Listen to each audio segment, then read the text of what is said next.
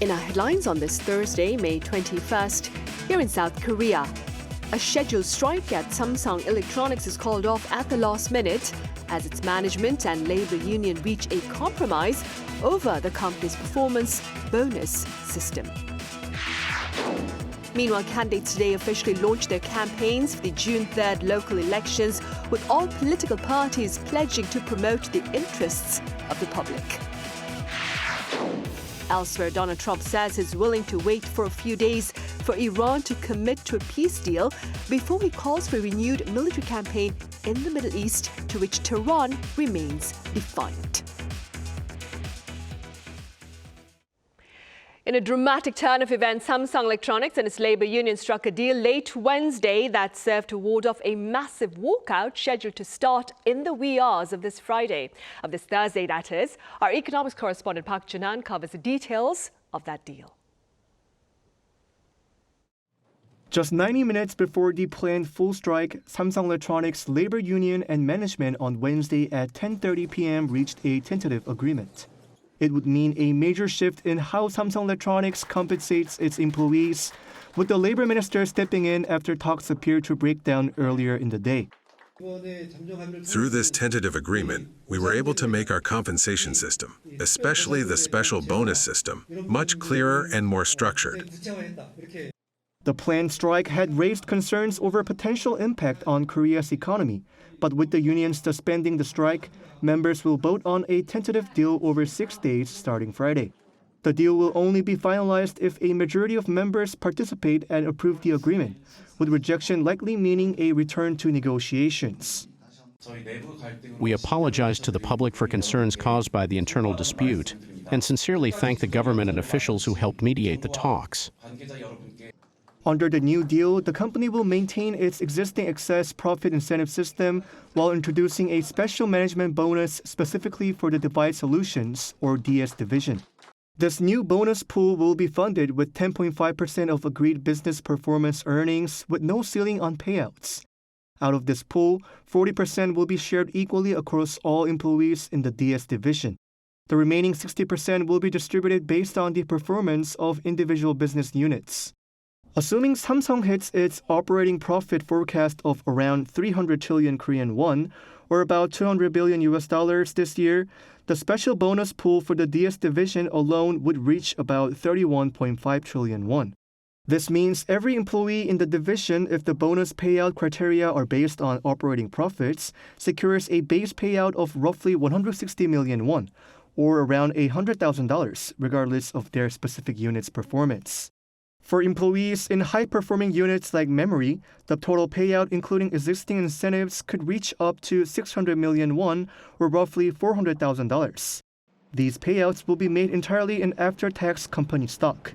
1/3 of the shares can be sold immediately, but the rest will be restricted from sale for up to 2 years. Beyond the bonuses, the two sides agreed on a 6.2% average wage increase. They also expanded welfare benefits, including a new company housing loan system and increased bonuses for childbirth, offering up to 5 million won for a third child. The compensation plan is set to remain in place for the next 10 years, provided the company meets its operating profit targets. Park Jun-han, Arirang News. And news of the consensus between Samsung Electronics and its labor union was received with much enthusiasm by investors on the local stock market, which rallied high today. Our Cha Eun-kyung has those numbers. Korean stock markets extended their strong rebound on Thursday.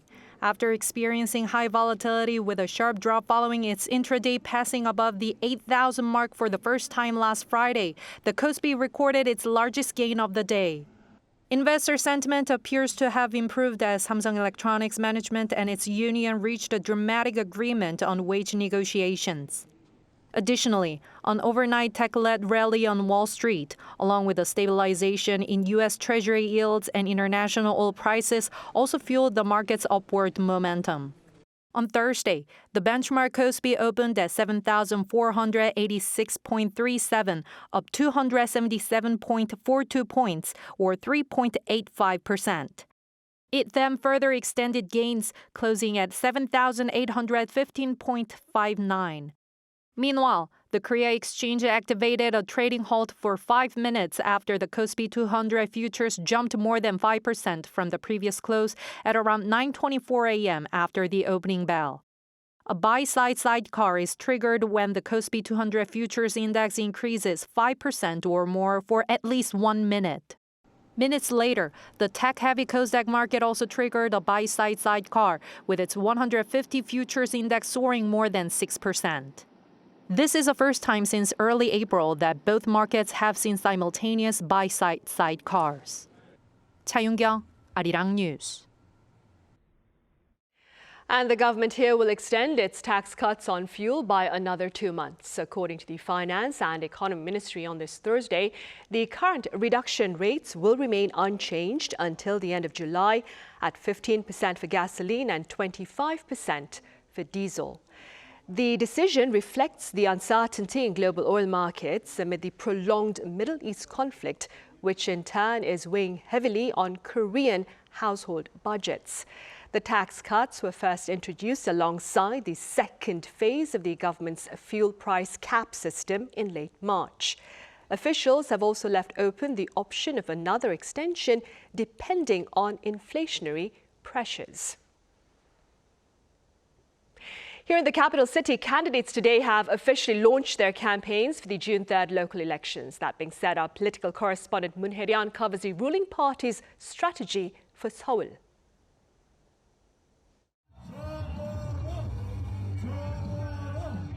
Waves of blue swept through South Korea's capital region on Thursday as the ruling Democratic Party launched its sprint to polling day, the first day of official campaigning for the June 3rd local elections.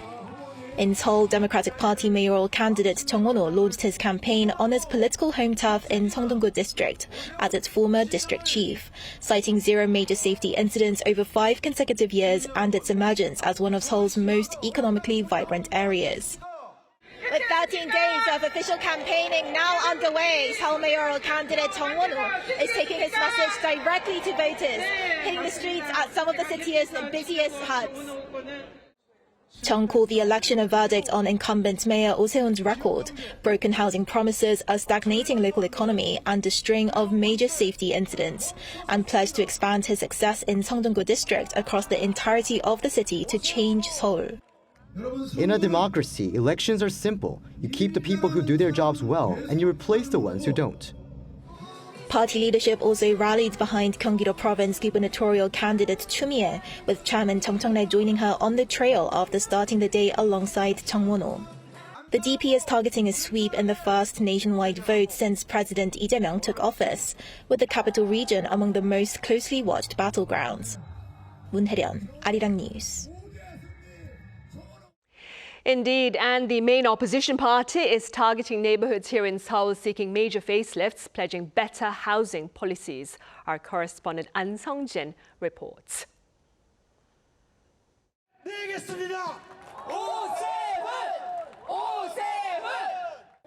Housing for all is one of the central messages from Seoul mayoral candidate Oh Se-hoon from the main opposition People Power Party.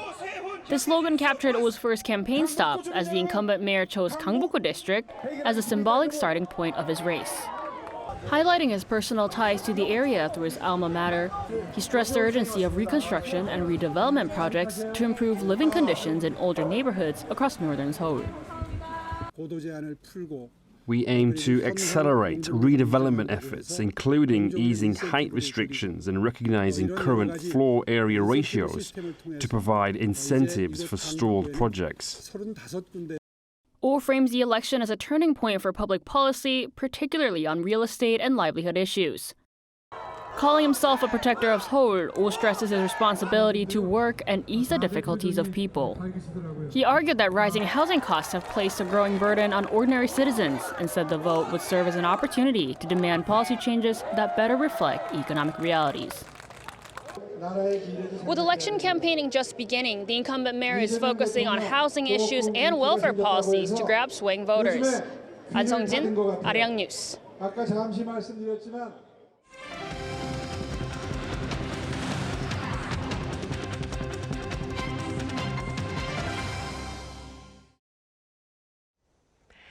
President Lee Jae-myung has called for tangible outcomes ahead of the first anniversary of his administration in office. The call came during a meeting with members of presidential advisory committees and councils at the Blue House on this Thursday. The president added that the past year had been dedicated to fixing an abnormal system and that now the focus should be on policies that tangibly help improve people's livelihoods. Also, the Blue House has welcomed news of the release of 2 South Korean activists by Israel. The activists had been aboard a humanitarian aid flotilla bound for Gaza when they were arrested by Israel. The top officer added that the 2 Koreans were deported without being detained in a facility following the government's diplomatic efforts. Israel, for its part, has reportedly said it hoped the incident would not affect its relationship with South Korea. The statement follows strong rebuke from President Lee Jae-myung back on Wednesday regarding the arrest of the Korean activists. In other news, U.S. President Donald Trump says he's willing to wait for a few days for Iran to commit to a peace deal before he calls for fresh strikes in the Middle East. Our Lee Seung-jae has the latest. U.S. President Donald Trump said Wednesday that Washington is prepared to launch further strikes on Tehran if Iran refuses to agree to a peace deal, though he suggested he could wait a few more days before making a final decision. But what I like to do, if I can save war by waiting a couple of days, if I can save people being killed by waiting a couple of days, I think it's a great thing to do. Speaking to reporters at Joint Base Andrews in Maryland, Trump said the situation remains on the borderline and warned that events could escalate rapidly if negotiations fail. He added that the U.S. is fully prepared for military action, but still hopes diplomacy can prevent a wider conflict. Trump also repeated that the United States will not allow Iran to obtain a nuclear weapon, saying Washington is now in the final stages of the crisis. Iran responded with fresh warnings of its own. The Revolutionary Guards said any renewed attack on Iran would trigger a broader regional war extending beyond the Middle East. Tehran has also launched a new Persian Gulf Strait authority aimed at controlling maritime traffic through the strategically vital Strait of Hormuz. At the same time, diplomatic efforts appear to be continuing behind the scenes. Iranian media reported that Tehran recently received a new U.S. ceasefire proposal through Pakistani mediators and is currently reviewing the document. According to Iran's Tasnim news agency, the latest exchange followed a 14-point proposal previously submitted by Tehran. Iranian officials said no final decision has been made. Iran has also laid out conditions for future talks, including the release of frozen overseas assets and an end to what it describes as a U.S. maritime blockade. Tehran, meanwhile, stressed that it would not negotiate under military pressure. Separately, South Korea's foreign ministry said a vessel operated by a South Korean shipping company safely passed through the Strait of Hormuz, marking the first such transit since the outbreak of the U.S.-Iran conflict. Seoul said it worked through multiple diplomatic channels with Iran and neighboring countries to ensure the ship's safe passage. Officials said more than 20 crew members were aboard the vessel, among them fewer than 10 South Koreans. The ship reportedly traveled along a route designated by Iran, and no transit fee was paid to Iran. Lee Seung-jae, Arirang News. Meanwhile, a senior South Korean diplomat has reaffirmed the potential launch of working-level talks between Seoul and Washington to advance the agreements within their joint fact sheet. Our foreign affairs correspondent Oh Se-hoon reports. Korea and the United States have agreed to launch working-level talks within weeks, aimed at implementing key agreements on trade and security cooperation. Speaking in Washington on Wednesday local time, First Vice Foreign Minister Park Yoon-jo said a formal kick-off meeting to produce tangible results was agreed the previous day with U.S. Undersecretary of State for Political Affairs Alison Hooker. The minister called the outcome the most important of his U.S. visit. The fact sheet agreed between Seoul and Washington last year includes follow-up talks on sensitive security issues, including Korea's interest in nuclear-powered submarines and rights on uranium enrichment and spent fuel reprocessing. During his visit, which began on Monday, Park has also met Elbridge Colby, the Pentagon's top policy official. According to Park, KOSPI praised Korea's efforts to take greater responsibility for its own defense, deeming it a model ally. The remarks come as Washington pushes allies to assume larger defense roles, and Ho seeks a speedy follow-up on the security consultations. Park also held talks with Deputy Secretary of State Christopher Landor, with both sides reviewing Korean investment projects stateside and related visa issues. Landor pledged continued support, saying Korean firms are contributing to the revival of American manufacturing. Visa discussions have ensued after more than 300 Korean workers were detained in Georgia last September, prompting separate bilateral consultations on legal status and visa procedures. Also on Wednesday, President Donald Trump's nominee for U.S. Ambassador to Seoul, Michelle Steele, appeared before the Senate for a confirmation hearing. A Seoul-born former Republican congresswoman from California, Steele said American firms operating in Korea should receive treatment equal to Korean companies in the United States. That comes amid growing U.S. pressure over procedural investigations into Coupang following a data leak affecting over 33 million Korean users, as well as Seoul's digital regulatory environment. Steele also said she wanted to verify details of Korea's pledge to invest $350 billion into the U.S. However, she also stressed strategic cooperation, calling for what she described as a very strong alliance among Seoul, Washington, and Tokyo. Her words have drawn attention, as trilateral ties are usually described as security cooperation or coordination, rather than a formal alliance. Oh Se-hoon, Arirang News.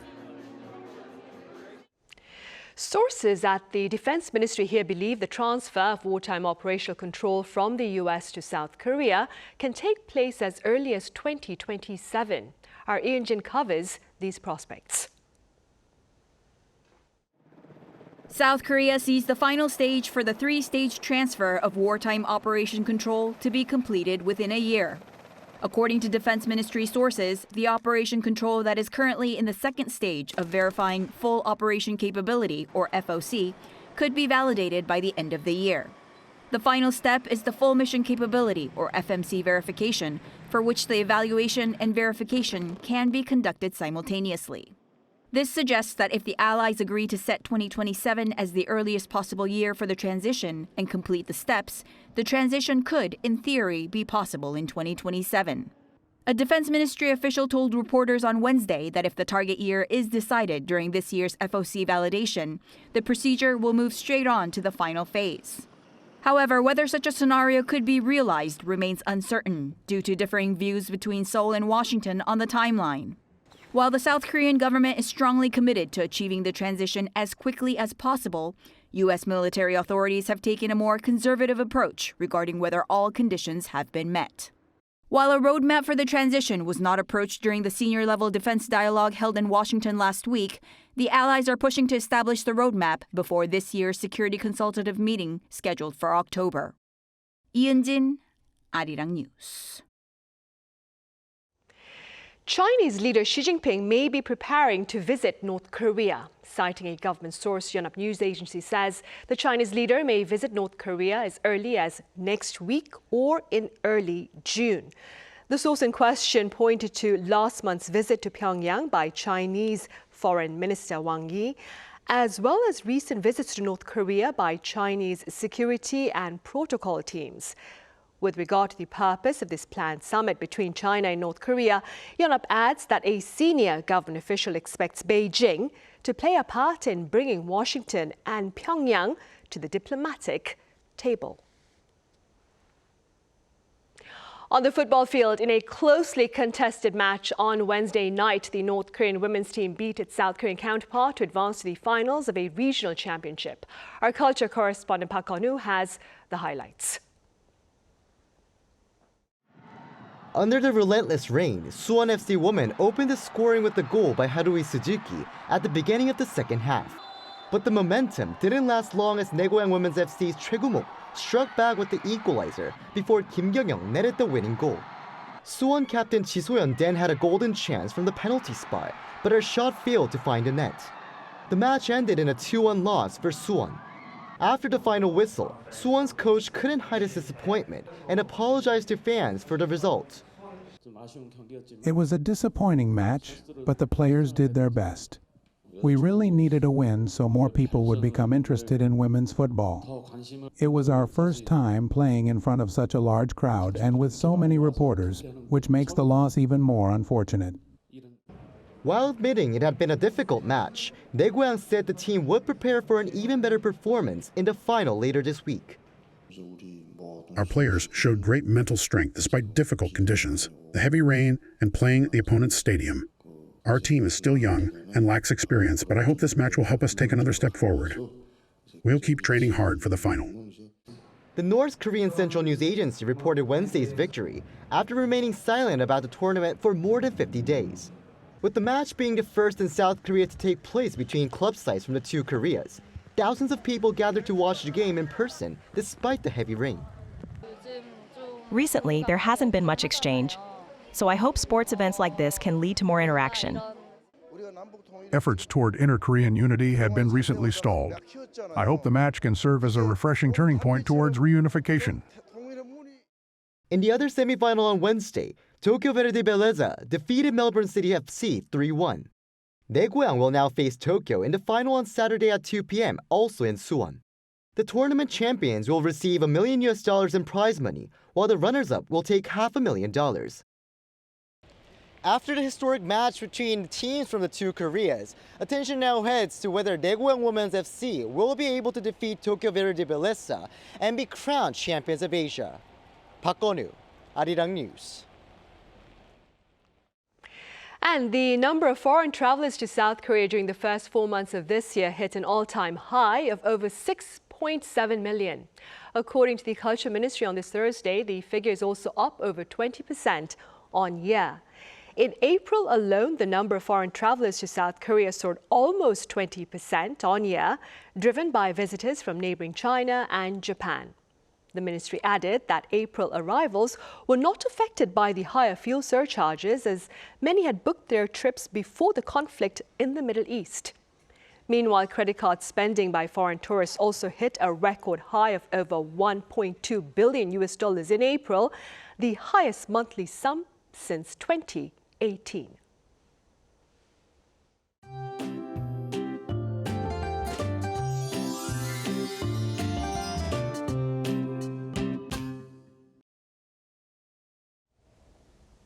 In Seoul, the rain has stopped and most areas will be dry again by tonight.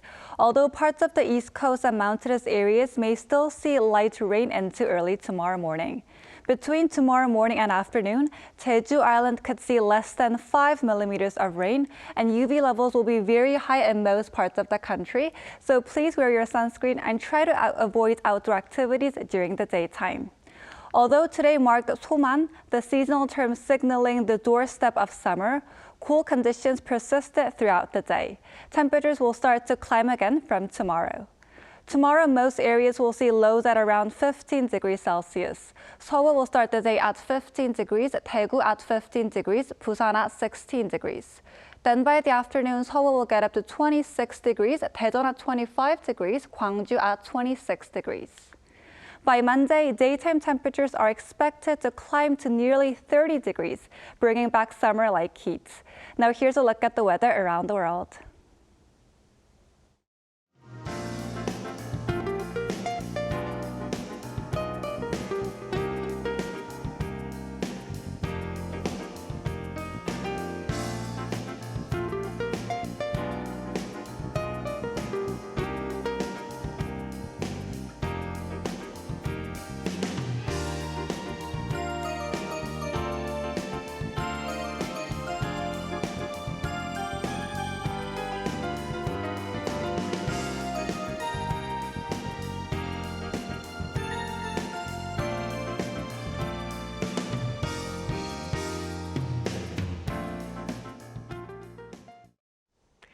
Those are the headlines at this hour here in South Korea. As always, thank you for watching.